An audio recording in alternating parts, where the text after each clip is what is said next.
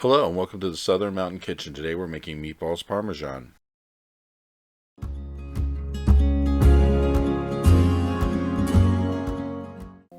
So what you're going to start with is at least a medium to large bowl, which you are going to add a pound of ground beef to it and at least a half of a pound of Italian sausage.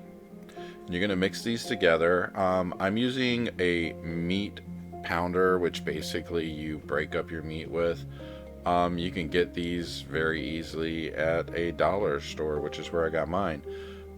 You want to keep mixing until you see that the two types of meat have incorporated together. This is going to take a second to get them worked through, but just keep working it. So to this, we are adding a half cup of red and green bell peppers, which is basically a pepper onion blend you can get frozen from Walmart or any other store. It's just a lot quicker and a lot cheaper to do this because you're going to get your peppers and your onions already cut up, and the price of bell peppers is through the roof, so this is the cheaper alternative. So mix this through with the meat, and then we are going to add 2 eggs to the mixture. And again, mix it up some more.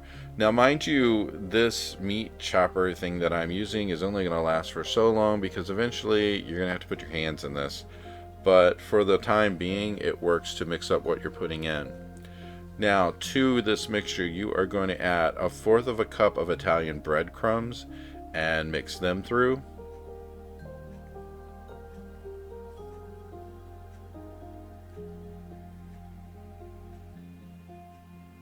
And then to this, we are adding a half a teaspoon of salt, a 1/4 teaspoon of ground black pepper, 1 teaspoon of dried parsley, 1 teaspoon of dried basil, a half a teaspoon of dried oregano, and a half a teaspoon of steak seasoning. This is just going to punch up the flavor of the meat, just for the fact that it just has a lot of seasoning in it and it gives it a better flavor, I think. If you don't like using it, you don't have to, that's your choice. So go ahead and continue to mix up. And then we are going to add 2 cups of French bread to this, which basically, I use the kind that you can buy in the store that has seasoning on top because the seasoning punches the flavor of the meatballs. So I cut that up into little pieces and put it in. And at this point, you're going to start to notice that the meat pounder just stops working. So it's time to use the hands.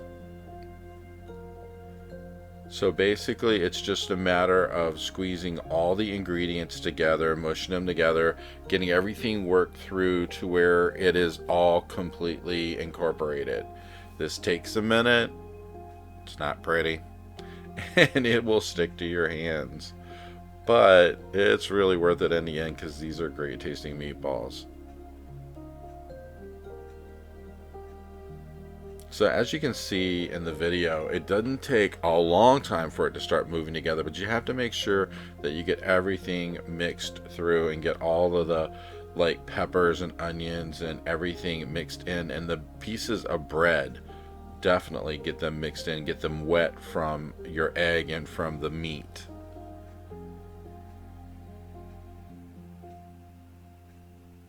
So once you have everything mixed through, now we're going to make meatballs. I make medium to large meatballs because I kind of like them that way. You don't have to. You can make small ones if you want to. It's your choice because if you're making this, it's your food to eat. You're going to choose how you want it. Just go ahead and roll them out. There's quite a lot of mix here, so it's going to take a minute to roll them all up. I usually just put a platter beside of the bowl and just roll them up and set them there for the time being until I'm ready to put them on a baking sheet. At this point, you could probably go ahead and preheat your oven to about 375 degrees.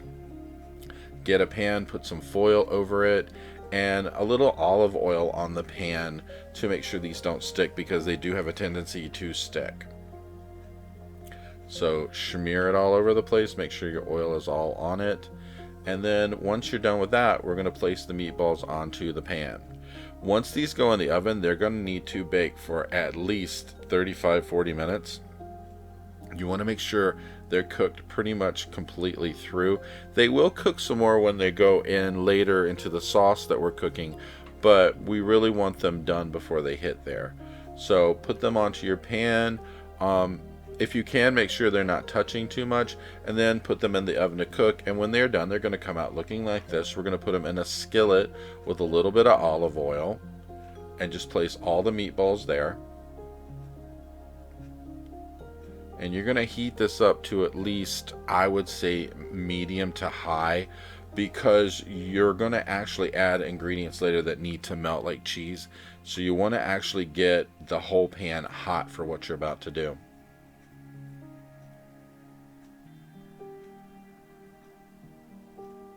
So as you can see, I got quite a few meatballs out of my mix, which is really great. Now we're going to take a can of spaghetti sauce and pour over top of this. It's your choice what you use, because you know they have cheese, they have traditional, they have garlic and herb, whatever. Whichever kind you want, but it is the decently large can that you see on the shelf. So go ahead and pour that over. You have a choice of picking cans, jars, whatever you want. It's up to you, because this is your meal. Once you get that coated all over top, we are going to do something to the sauce. We're going to add a little bit of sugar, because sugar actually offsets the acidity of tomato sauce. If you don't want to use the sugar, you don't have to. But I put in at least a couple tablespoons to offset, because it gives it more of a sweet taste. And you know what? It just tastes better to me on something like this. If you don't want it that way, you don't have to do it. So it's your choice. Now, once you have the sugar in, if you're putting in, or even if you didn't put it in, you're going to want to stir up the meatballs and the sauce to make sure everything is coated evenly. So just mix them around a little bit, make sure everything stirs around some. Especially if you did put the sugar in, you want to make sure that it is getting coated with the sauce, so that way as it cooks, it's going to actually cook down. So we want to let these simmer for a while. I would give them at least a good 5 minutes to do it, so that way some of the flavor from the sauce gets into the meatballs. Stir them around a little as you go. Make sure nothing is sticking to the bottom of your pan. It shouldn't, but just to make sure.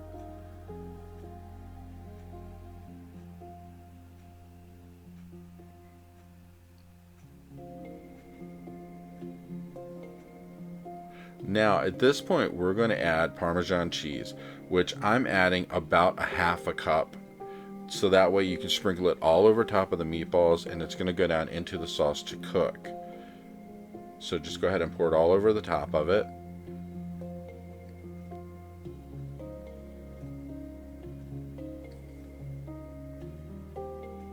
Now notice that as this is going along, that the sauce is simmering underneath, and that's really good. To the top of this, you're going to add mozzarella cheese. Now you can use as little as much as you want. I ended up using probably the equivalent of almost 2 cups, because I wanted a lot of cheese over top of the meatballs. It's your choice how much you use. Just, you know, eyeball it, decide what works for you. If you don't like a lot of cheese, you don't have to use a lot. It's up to you as to how you want to do it.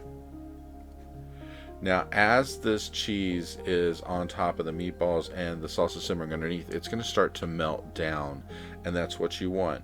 It's going to basically heat it up to where, you know, by the time you're ready to serve this, all the cheese is melted through.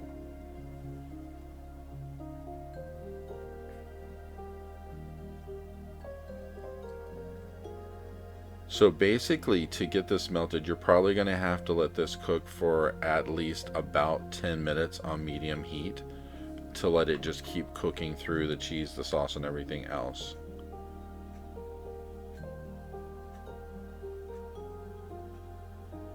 So as you can see, I was not shy with the cheese. I really like this cheese on top.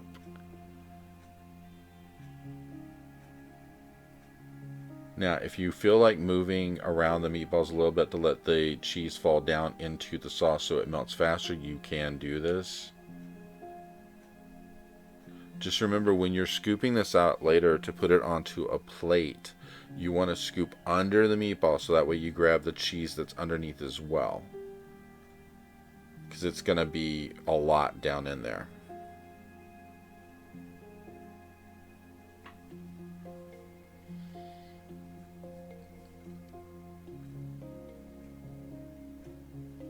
Make sure as this is cooking that if your sauce starts to bubble, it doesn't start popping out of the pan. But as you can see with mine, it is pretty much melted at this point. And when you're done and you scoop it out and put it on a plate, it is going to look something like this. I served mine with some garlic bread and it had such a great taste.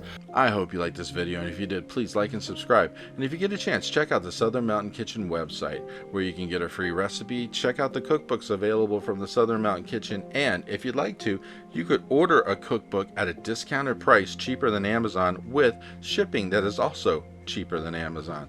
So if you get a chance, check it out, and I hope you have a great day.